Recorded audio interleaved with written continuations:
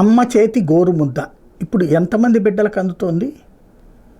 ఒక అమ్మా నాన్న ఇద్దరూ ధనవంతులైతే లేదా ఇద్దరు ఉద్యోగాలు చేస్తుంటే చివరికి ఎవరి గోరుముద్ద అంటే ఆయా చేతి గోరుముద్ద, లేదంటే కనుక దాన్ని ఏమంటారు డే కేర్ సెంటర్ గోరుముద్ద తింటున్నారు.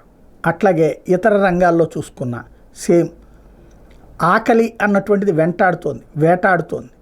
ఎవరిని అంటే డబ్బు ఉన్నటువంటి వాళ్ళని సైతం. చివరికి ఇవాళ వంటలు చేతకాని అమ్మలు, లేదా వంట అంటే ఏంటో తెలియని అమ్మలు, తెలిసినా ఓపిక లేని తీరిక లేని అమ్మలు 100కి 60 నుంచి 70, 100కి 100 అంటలా నేను, 20 నుంచి 30 బెటర్. ఇంకా అద్భుతంగా ఉండేవాళ్ళు అందులో 10% మంది అన్ని రకాల వంటలు చేసి పెట్టేవాళ్ళు. క్రమంగా వంటకి దూరం అవుతున్నాం. ఇప్పుడు స్విగ్గీలు, జొమాటోలు, హోటళ్ళు, రెస్టారెంట్లు. ఇదివరకు శని ఆదివారాలు వచ్చింది లేదు సెలవు రోజులు వచ్చిందంటే అమ్మకి మరింత ఎక్స్ట్రా డ్యూటీ మిగతా రోజులతో పోల్చుకుంటే. అదే ఇవాళ రోజున శని ఆదివారాలు వచ్చిందంటే సకుటుంబ సపరివార సమేతంగా హోటల్ వాళ్ళకి పని ఎక్కువ, హోటల్లో ఉండేటటువంటి వాళ్ళకి తీరిక లేనటువంటి పని అవుతుంది.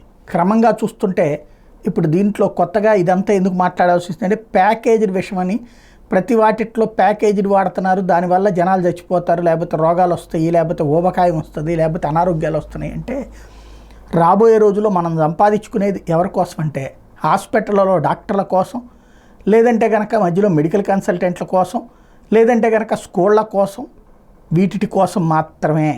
ఇది మారుతుందంటే మారదు. ఎందుకంటే సంపాదన లేని ఆడదాన్ని అంగీకరించట్లేదు అనేకంటే కూడా సంపాదన లేని ఆడవాళ్ళ పట్ల కొంత దాన్ని ఏమంటారు చులకన భావంతో చూస్తుండటంతో వాళ్ళు సంపాదించాలనుకుంటున్నారు.